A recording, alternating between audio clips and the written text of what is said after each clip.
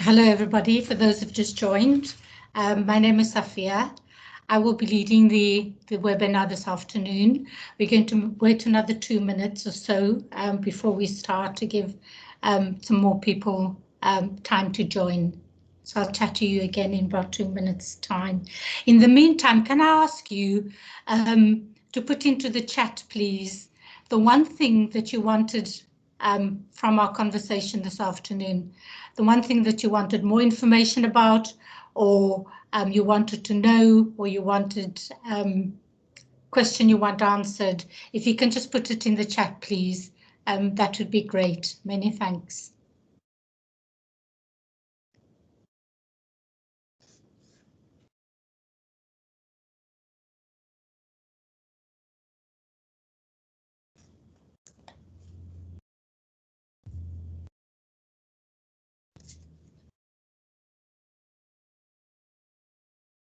So there's what type of questions can we expect to be asked? Okay, hopefully we'll cover that during the course of our conversation. If not, please remember to ask the question in the end again or during the session. So there was a question, what type of questions can we expect to ask? There was a question about where may we access the recording. Once the session is ended, you may access the recording in the chat.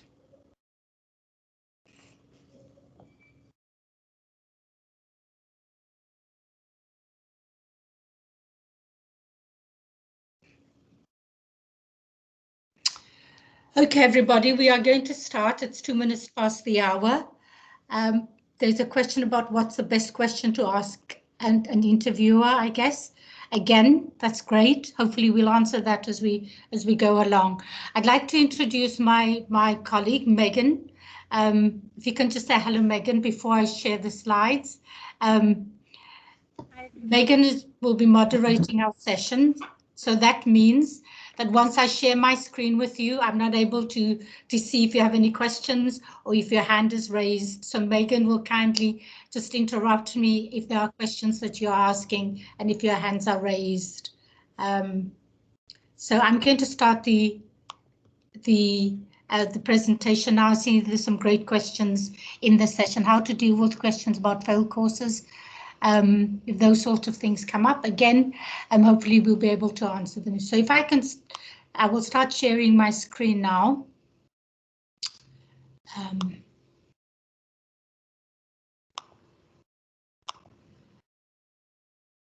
So, oops. I just want to go into the presenter mode.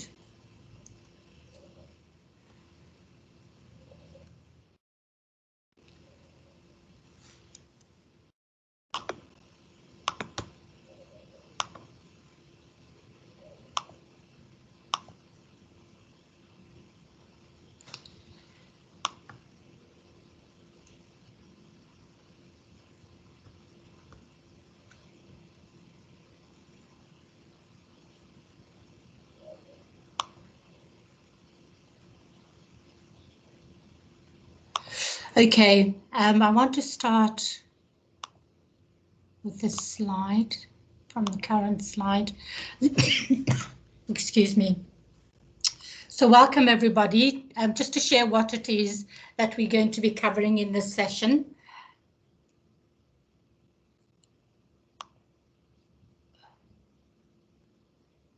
So we'll be covering types of interviews that you will come across, preparing for the interviews, some do's and don'ts, how to confidently walk your own talk, and then we're going to share with you a STAR technique, which is the technique that most companies use when interviewing prospective candidates for a job. So if I can start with types of interviews, you may have come across these already, formal interviews and informal interviews. So a telephonic interview is what it says. You get a call via the phone and someone chats to you and they ask you a couple of questions. There's a face-to-face interview, which is self-explanatory. There's a virtual interview, which is, I guess, the norm for us today as a result of the pandemic. And we're going to cover a couple of platforms that companies use for virtual interviews. And then there are what is known as assessment centers. And usually how this happens is that companies screen you via telephonic interview, so they ask a couple of questions, and that's the first level of the screening. The first level of the interview process. The second one would be a face-to-face conversation that they might have with you, so they can have that face-to-face and they can have it virtual. That face-to-face session can be in situ, which means at where you sit across each other, or it could be virtual, and then there could be a process that also includes, or a step that includes, assessment centers. I'm going to come back to that in a minute.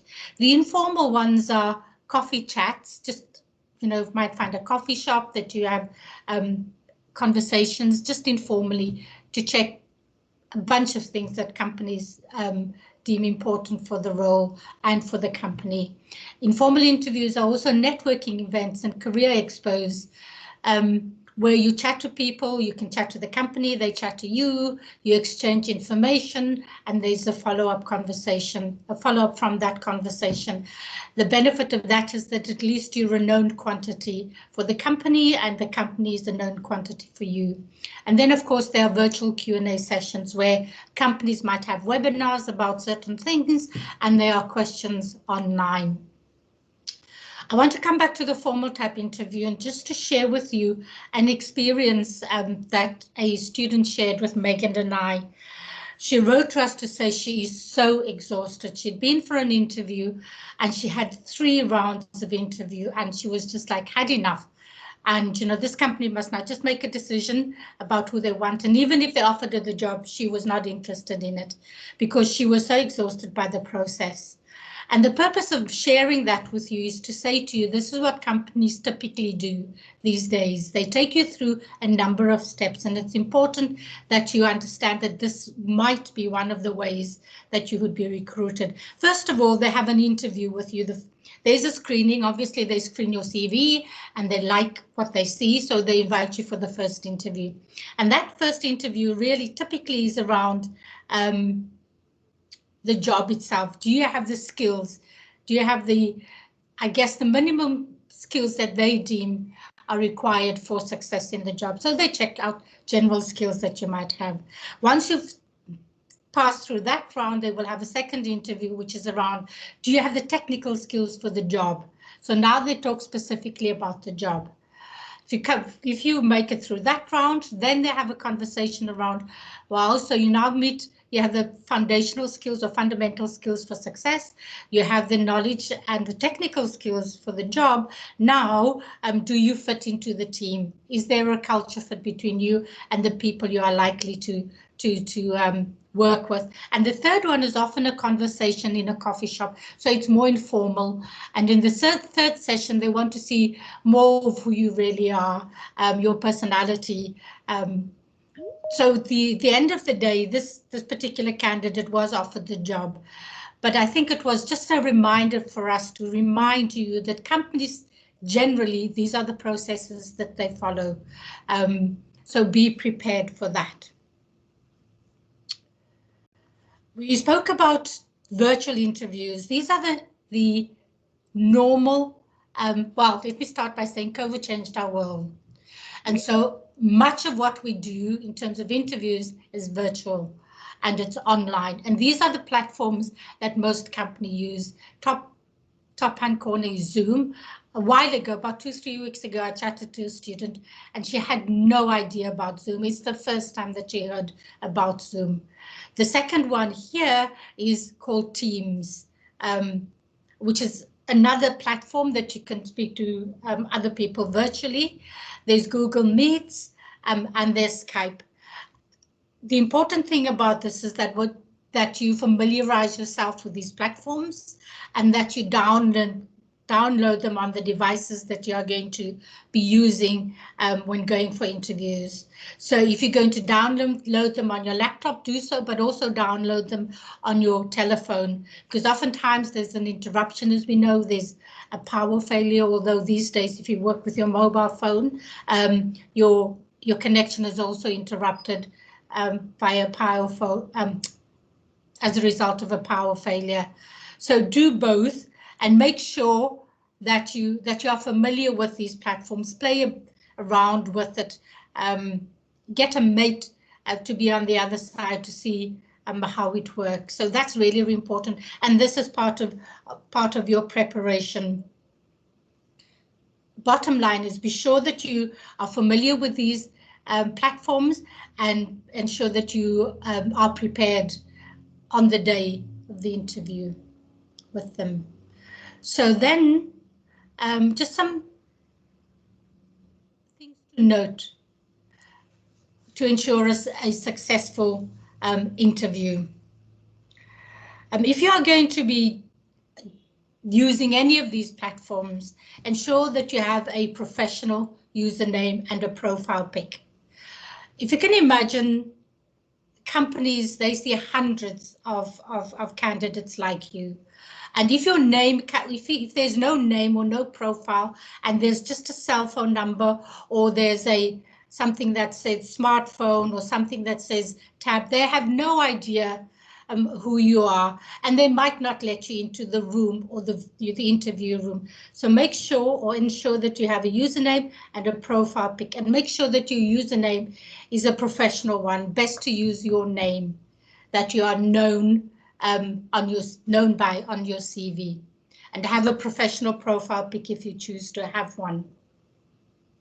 Ensure that your battery device and connection, that your battery is fully charged and that your connection is secure. I will just share an experience with me. I plugged in made sure my laptop was plugged in. I did all of the other things, but I forgot with my laptop to switch on the plug to make sure that my battery was charged. So I was in the middle of something, and then I had to apologize and to exit the room just to switch on the plug, and the plug was at the far end of the corner of the room. So little things like that. Have a little checklist for you, a little checklist for yourself. I will come back to that checklist again just to share what the student did, who said she was tired of these different steps that you have to go through, and the checklist that she had.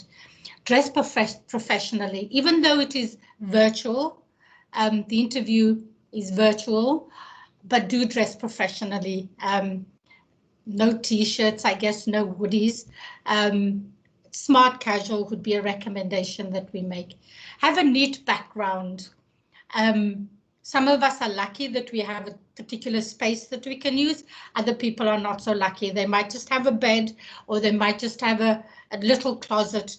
Make sure that everything that can distract from the screen is packed away. So make sure that you have a neat background. If you're sitting on your bed, make sure that your background is clear. There's nothing against your your headboard, or there's nothing unprofessional against that you've got stuck up against the wall. Put all of that out of the way. If you have clothes lying around, put it on the other side of the screen. Lighting, very, very important. Make sure that your face can be seen.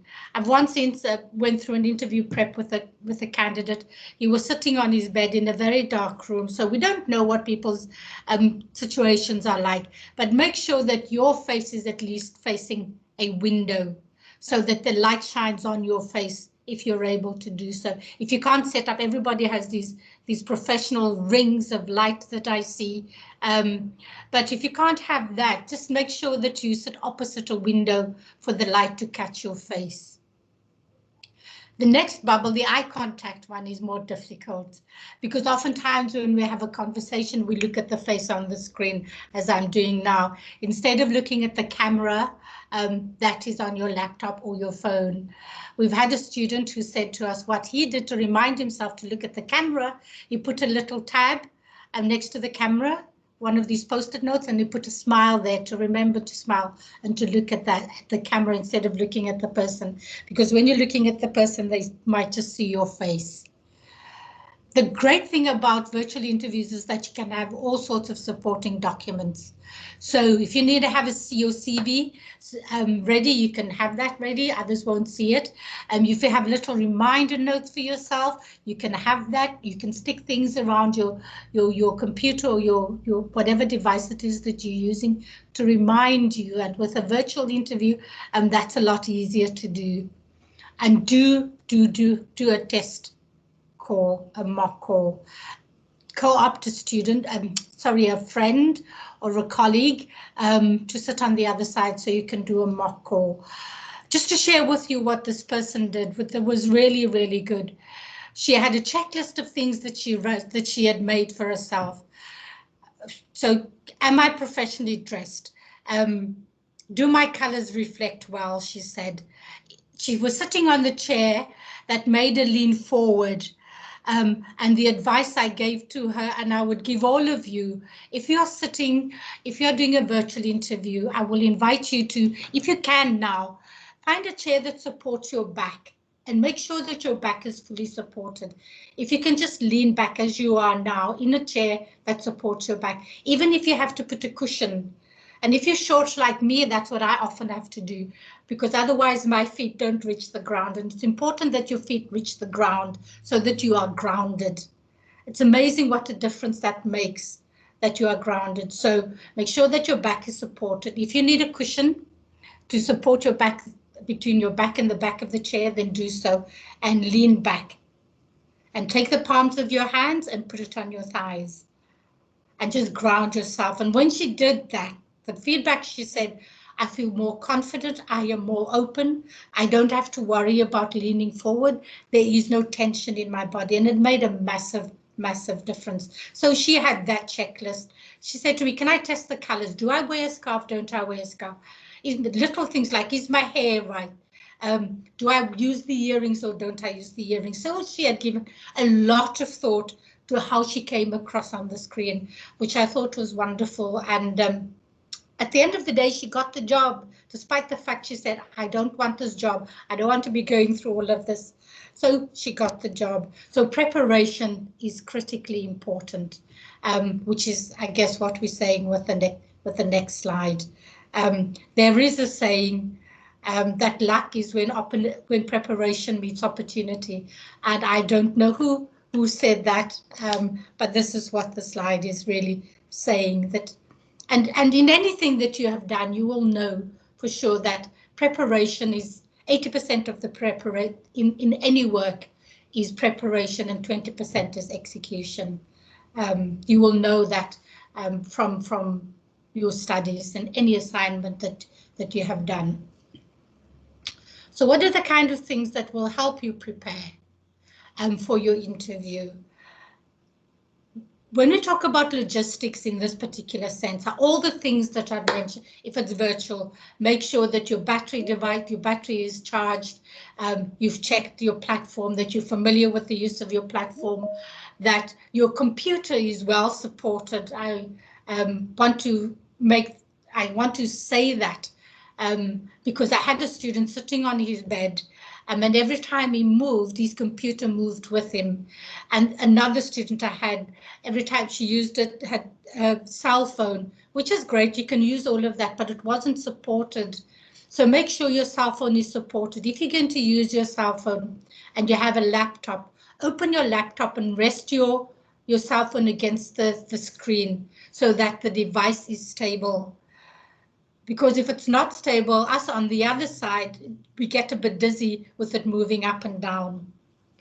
So that's what we mean by logistics, virtual logistics. If you are going to meet in person, as more and more companies are doing, and was the case for this particular candidate in the last phase, she met in person at a coffee shop.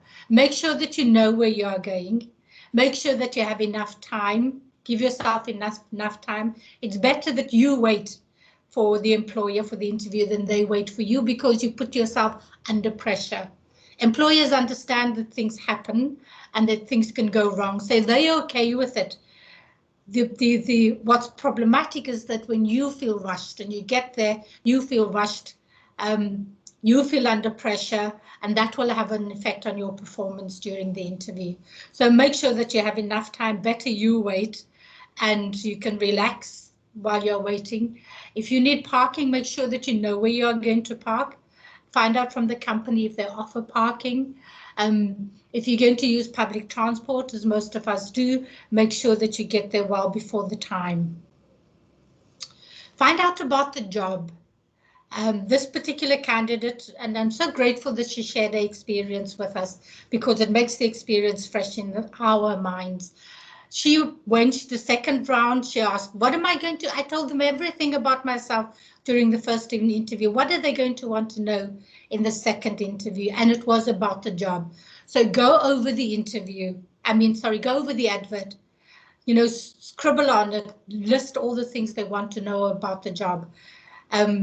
What are the technical requirements about the job? What skills are they particularly looking for? What experiences are they particularly looking for? Find out about how other people, what they do. LinkedIn is a wonderful resource. Find out from LinkedIn what other people do with similar jobs, and what they have listed. Google to find out what does this job require of me. This particular case, I think she was although they wanted an experienced person, I think she was recruited to be a learner assistant, learning and development assistant. And what she did, she Googled, what do learning and development assistants do? And she could find out what the job required, in addition to what the advert stated. So find out everything you can about the job. The next thing you do is find out everything you can about the employer, not only what's said in the advert and not only what's said on the employer's website. Go onto LinkedIn and find out, go onto the employer's LinkedIn page, go onto the employer's Instagram page, go onto their Facebook page. A useful link is go onto Glassdoor. On Glassdoor, what you will find is a lot of previous employees of companies post what they think about their employers. A lot of current as well as past employees. So you get a sense of what previous and current employees think about the company. So that gives you a greater sense of what kind of questions you might be able to ask the company as well. This is in response to the question that was earlier asked about what are the kind of questions can we ask the employer. And when you do your research on the employer in that sense, you will get a lot of information. Excuse me, for example, someone might say in Glassdoor, I particularly liked something about the way in which the company did this. You can say, I read in Glassdoor that someone said this about your company. Can you tell me more? So that indicates to a prospective employer that you have done your research beyond the obvious. And then there's the industry. Find out what's going on in the industry. This is very important, particularly for startups. We're in an economy that there are hundreds and hundreds of startups. You get fewer and fewer big organizations employing massive amounts of people. It's easy for companies to start up, but do your homework. Find out where the company gets its funding from. Find out who's supporting it. Find out how many employers they have.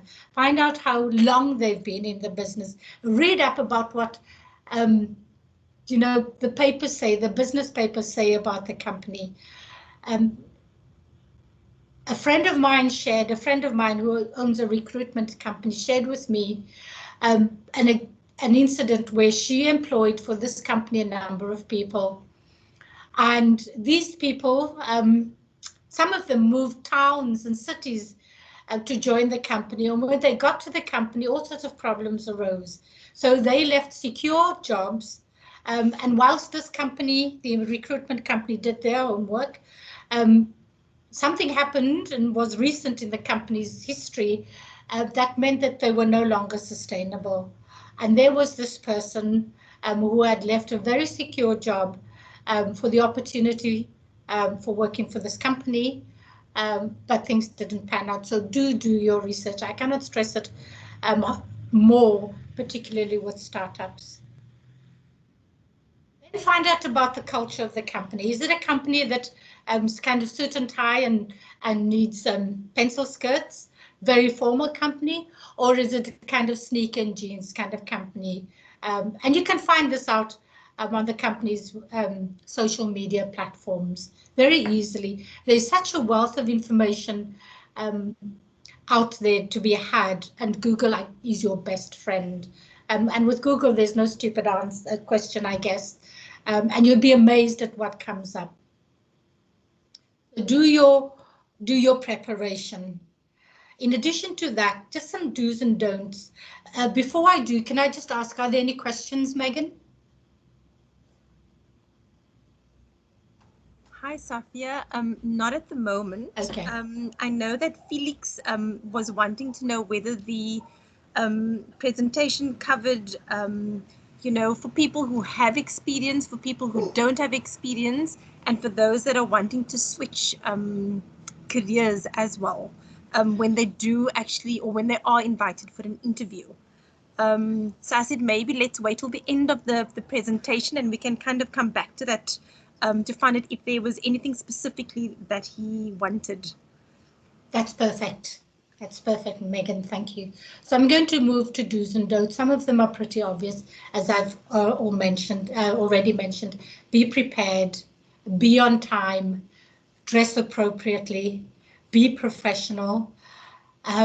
Just to share with you an experience that one of our colleagues had, an ex-colleague had, for I guess for me and for her, it was new to be referred to as Han, as in honey. Well, I guess for we had never heard that term being used during an interview, and even in a communication. And so whilst I guess we weren't offended by it, what we did say to the person is to be professional, and that Han was probably a more informal term, but it might be frowned upon by companies. So in terms of the language that you use in your email exchanges, as well as in your face-to-face exchanges, just be mindful of that. Speak clearly. I tend to speak very fast. I've got a little note to say slow down. I'm not always successful, but do speak clearly. We said do your research, make eye contact, we covered that. And then to be yourself. Again, to share this experience from this candidate. And when you go for interviews, please also share the invitation that we are making to you. Please do share your experiences. We're always curious to hear about them, whether the interviews worked or didn't work for you, because we always pass on the lessons in situations like this. For this particular candidate, she was herself.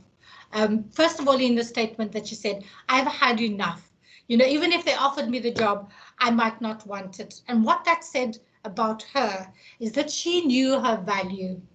The one thing she said is, I did my best. I gave them everything. I was prepared.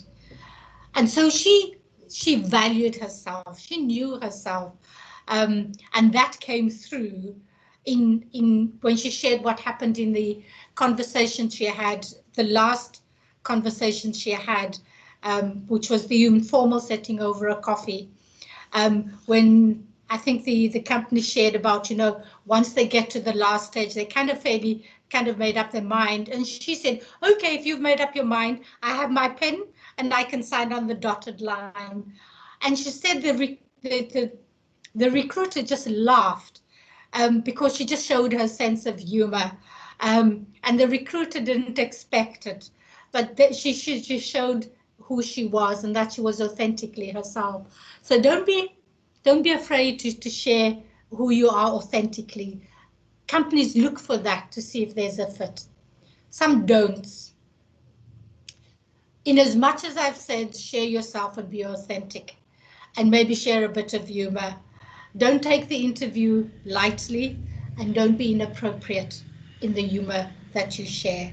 So she kind of understood, oftentimes, or phrase that's used frequently is called read the room. And so I guess what we're saying with that is kind of read the room, read your audience, know who you're talking to. Don't take the interview lightly.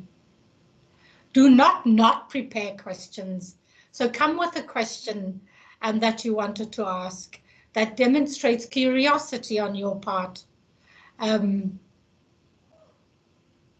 if you don't have a question at that particular point in time, what you might think of saying to the company, you have answered all of the questions that I have, but can I, if I think of something, can I email you? So that extends the idea that you are curious. It gives the impression that you did have questions, but they've answered all of your questions, which they may well have done. But what that does leaves you an opening to have a conversation with the company post-interview. And even afterwards, if you haven't thought of a single question you wanted to ask, you can still write and say, thank you for the opportunity to ask another question. But to be honest, you've asked all the questions that I have. But if you have any questions that you want to ask from me, then feel free to do so. We also don't ask about salary in the first interview. What you can do is go to Glassdoor and check out what salaries pay for the role. So you have an idea as part of your preparation. Keep that information for yourself. When a company asks you what salary do you expect, just an answer that we recommend is to say that you're open to negotiation.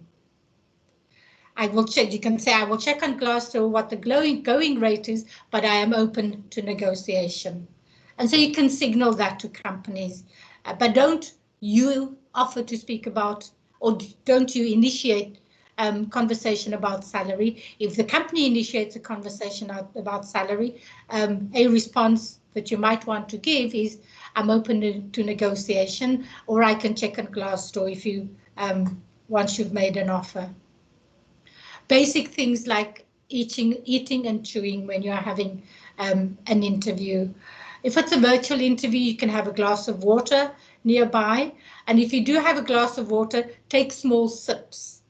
Otherwise, it just, as Murphy will have it, it will go down the wrong pipe and then you'll end up with a coughing fit.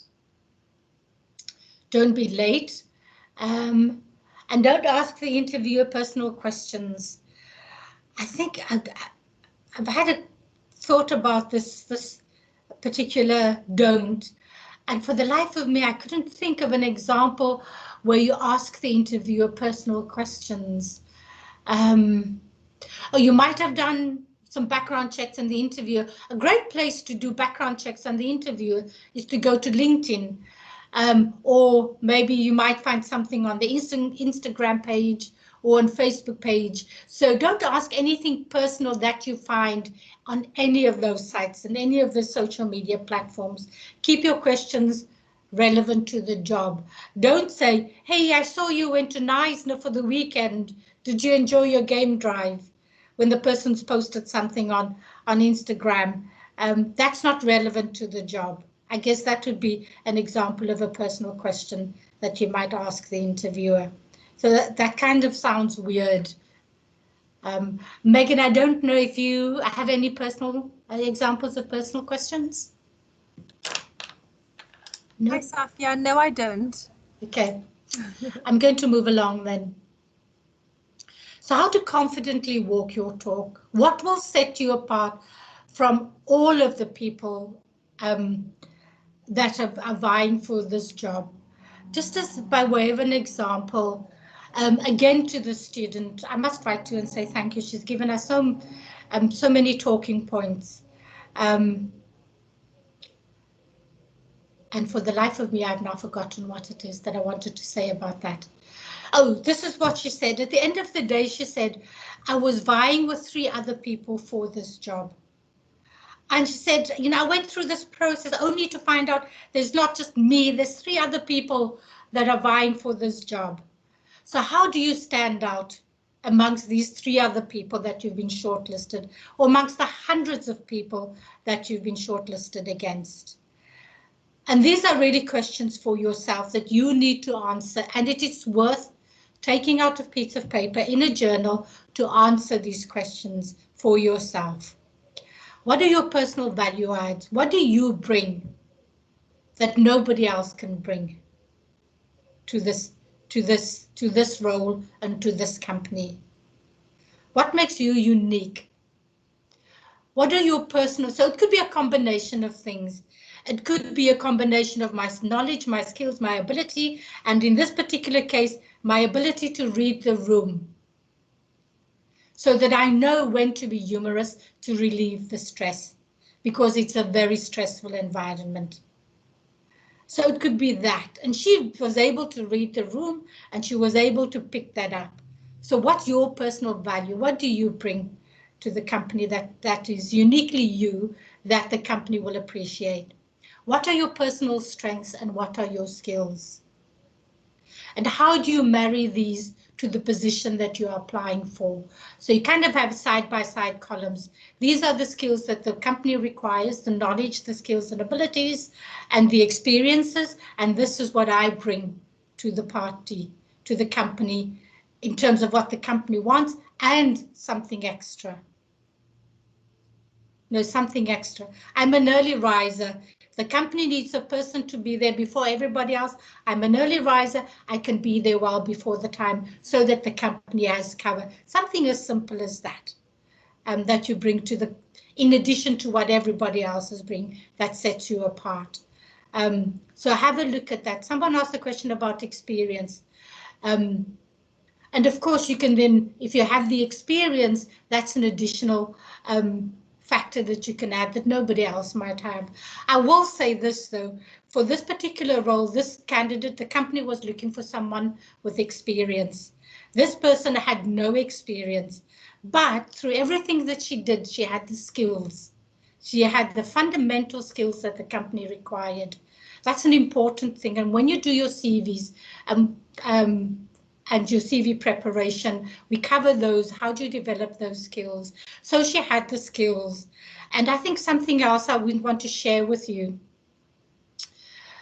Through universities are ranked worldwide, and UCT is ranked, I think, number 91 in terms of employability, in terms of employers ranking worldwide. This is a great institution in terms of producing candidates of a particular caliber. I want you to remember that, because that sets you apart, and hold that in your body. The fact that you are here at a company, at an institution that's ranked 91st in the world as good for employability. Hold on to that.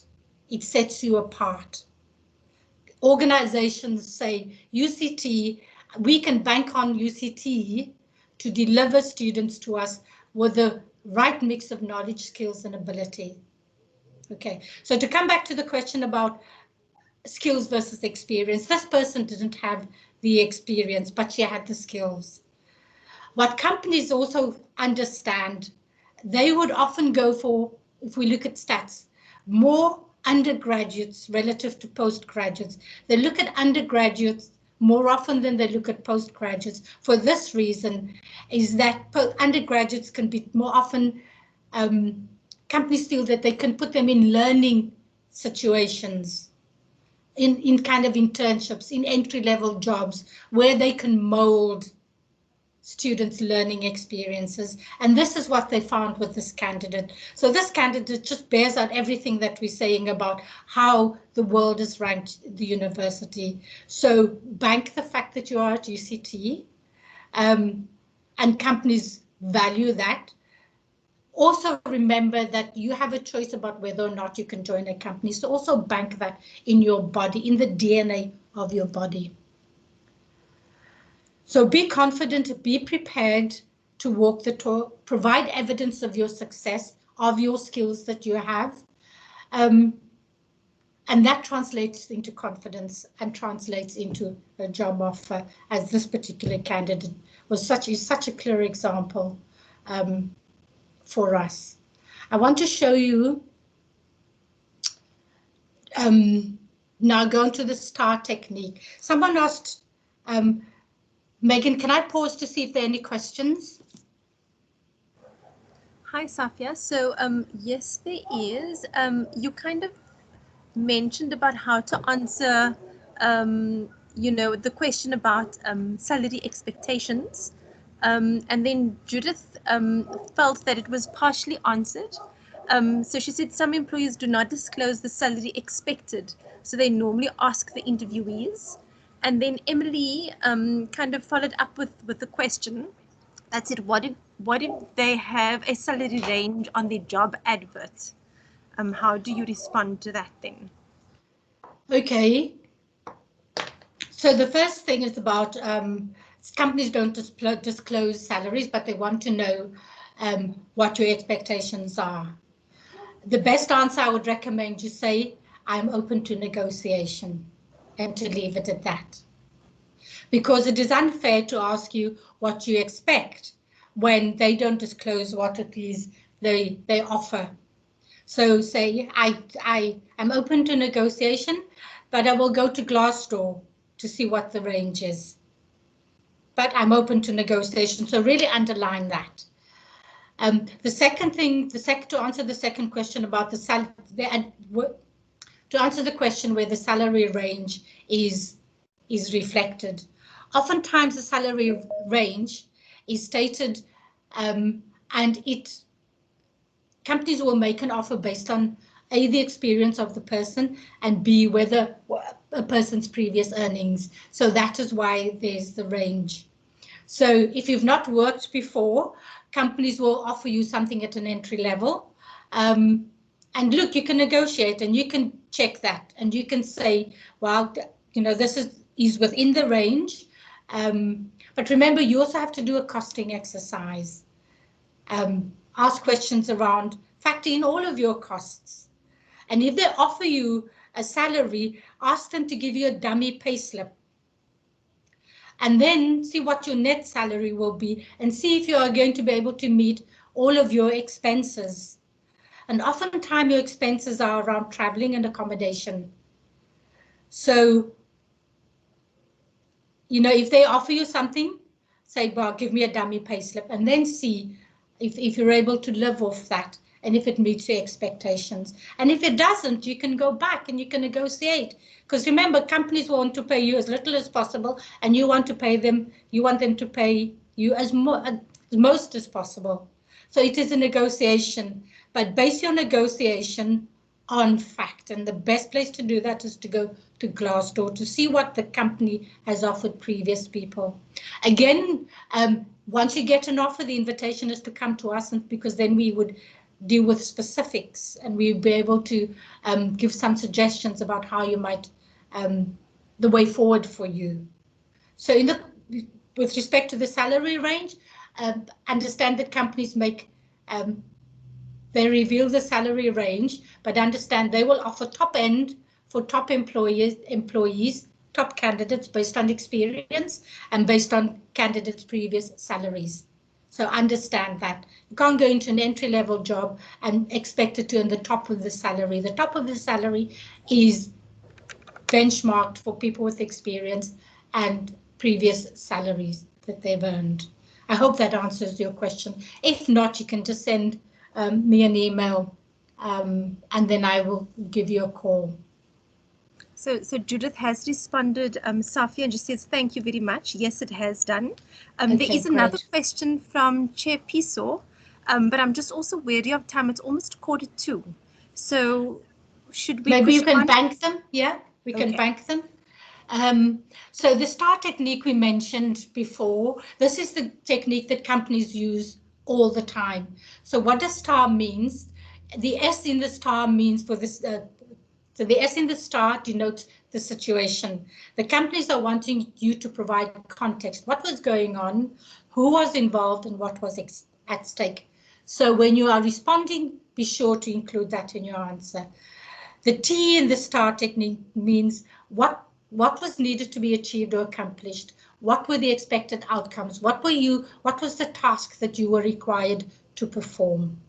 And what the A is, what action did you take? What did you do? And how did you do what you do? And the R is the result. What was the outcome? Is it positive? Share it. Negative? What were the lessons that you learned from it? Or how would you handle a situation differently the next time? So we're just going to take you through an example to give you an idea of how this works. This was a question that was asked. Describe a time when you had to make a difficult decision that impacted other people. So this person said, the situation I was faced with, last year I was the chairperson of Invest SOC committee at the university, and we had a networking event with various directors from XY Bank. It was a prestigious event and attendees had to go through an application process to attend. We had invested lots of funds and time into the event, and so it was really stressful when the main speaker of the event cancelled the day before the event. The task that I had to fulfill, I needed to make a decision about what to do. All of the marketing material had this individual's name on it, and many attendees were coming just to listen to her. I therefore had to make a very quick but tough decision that impacted all of the attendees as well as the society and the corporate partners. And the task in front of me was, do we go ahead or do we cancel the event? So the action I took was I called an urgent committee meeting as soon as I found out the speaker couldn't attend. I led a brainstorm session to quickly identify what the best solution was to mitigate the risks associated with cancelling the event. We decided it was best not to cancel the event and instead asked one of our other higher level corporate attendees to fill in as a speaker. And we got onto the phone, immediately tried to find an appropriate replacement speaker. And the result of that was that we managed to secure another female speaker with really great credentials. And as soon as her attendance was confirmed, I got the marketing department to send out communications to all of the attendees regarding the change, and the event was a huge success and we had a full attendance. So that's just a demonstration of practically how the STAR technique works in practice. Some of the questions that you may be asked, to give you an example of the kind of questions that you may be asked. This was asked of a chemical engineer. Give a thorough understanding of the chemist, so this was in the job requirement, a thorough understanding of chemistry and chemical processes, great teamwork and problem solving skills, an ability to plan and manage projects, and analyzing processes. So this was the requisite skills that were posted in the job advert. And so some of the questions that were asked relative to those requirements. First one, can you give an example of a time when you had to solve a problem using your understanding of chemistry and the chemical processes? If you were tasked to do a plant process analysis, what would be your step-by-step plan? And thirdly, can you give an example of a time when you had to work in a team to deliver an important project? So can you see how the questions all relate to what was stated in the job advert and related to the skills that were stated in the job advertisement? I want to play for you an advert from Heineken. What's your management style? Just let me know if you can hear that. And what's your biggest weakness? Being stubborn. Stubborn, I think.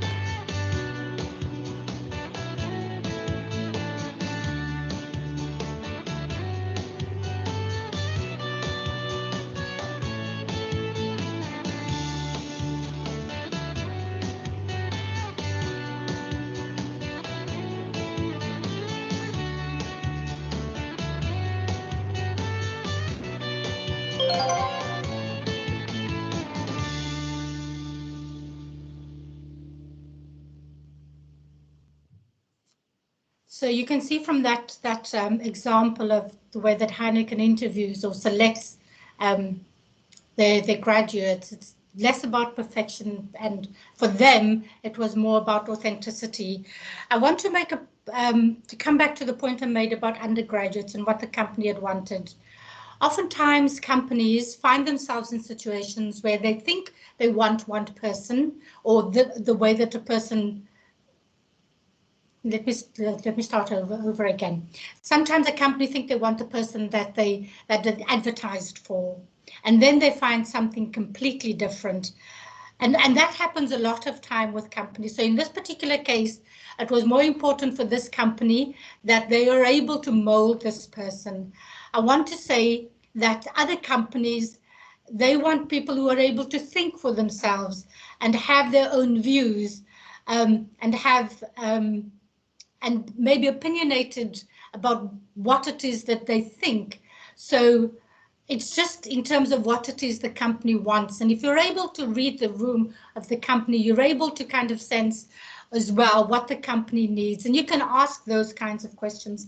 I didn't want to imply that postgraduates don't get jobs.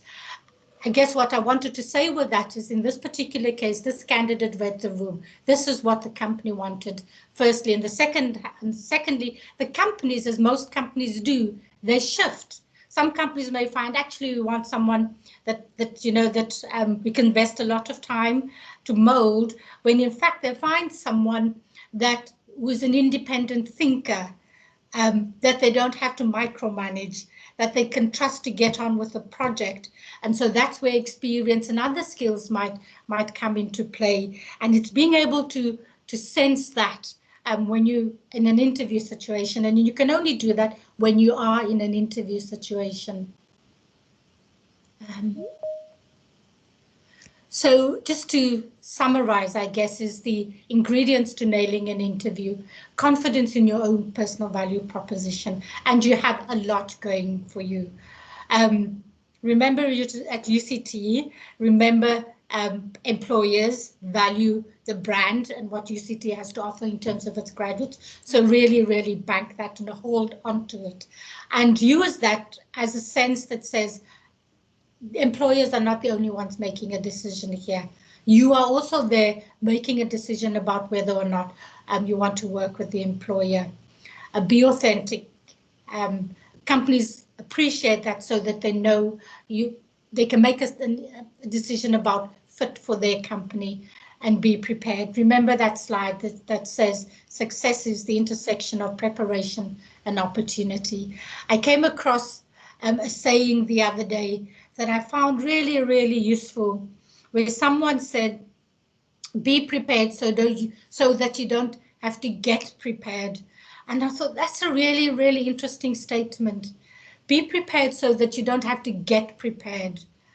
And think about what that means, because getting prepared requires time and effort. So that when you find yourself in an interview situation, you don't have to get prepared in inverted commas, you are prepared. And I thought, what a wonderful, I'd never thought of it, but I was so grateful to come across that, because that just makes all of the difference. So any questions, Megan?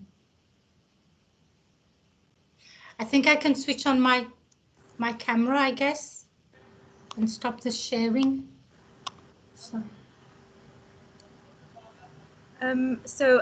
Jepiso had asked the question about, when you are a postgraduate candidate and you're going in for an interview, how can you kind of make sure that you're the person and not the undergrad? And I kind of typed in, so I think that was also what you were answering in what you said before. It's kind of reading the room and knowing what the company wants. But I also think as a postgrad student, you will have a different offering to an undergrad student. And you can even Google, master students, what skills do they possess? PhD students, what skills do they possess? And when you, and this goes even, and I think maybe I'm diverting a little bit and going down a rabbit hole, but even if you're wanting to look at changing your discipline and looking at using your skills instead in a different context, you will have to play those skills to your strength, to your advantage, and kind of look to see what is it that the advert is asking for. What do they want from their candidate? What are those requirements, those skill sets? And that is what you then have to use to your advantage. And again, as advisors, we can assist you to specifically target that application, both with your CV application, your cover letter, even your interview. So a one-to-one consultation might be the way to go, Chipiso. Absolutely, absolutely. Thank you, Megan, for adding that. Absolutely. Postgraduate students bring different sets of skills, and it's about marrying that with what the company requires. Oftentimes also companies don't know what they need. They don't know that they need your skills. And if you read the job advert, you can say, in addition to what you said, I can add value in this way. Because some companies don't think, again, to the point, they might not know that they need what you have. And you can persuade them by knowing and understanding exactly what is required of the job and where you can add value. Absolutely. Any other questions?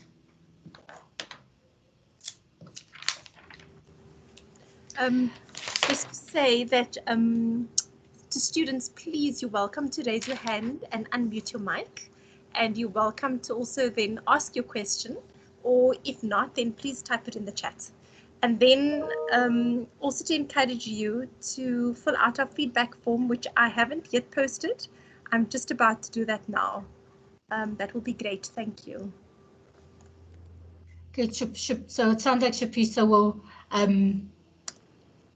book a consultation with us. It would be lovely to chat to you. And remember that the recording will be in the chat once the chat's closed. Well, thank you, everybody. Good luck with all of your preparations. Remember, we offer a service where you can also prepare and do a mock interview. So if you're going for an interview, book a consultation with us and we'll take you through a mock interview. And when you do so, send us your CV, send us the job advert so that we can do make it as realistic as possible. Sophia, I thought I saw a hand and I thought I saw the name Hendrik, but I'm not sure. So whoever that student was, it was a flash of a raised hand. Oh yeah, that was me. No, I thought I'd catch you quickly at the end with a quick comment. I can wait until everyone's logged out. It wasn't a question.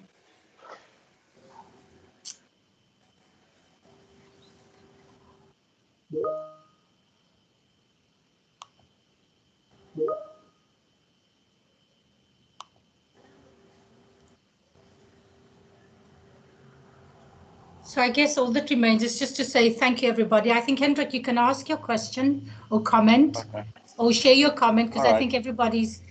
Okay. Well, I couldn't let the opportunity pass. I love quotes, and that luck is where opportunity meets preparedness is my oldest quote. And when I was a teenager, I was watching the Oprah Winfrey Show with my mom, and Cindy Crawford said that on the Oprah Winfrey Show. Okay, wow. Luck is where opportunity meets preparedness. But it's a Seneca quote. Seneca was a Greek philosopher, and she was quoting him. But I just love, like Cindy Crawford once said on the Oprah Winfrey Show,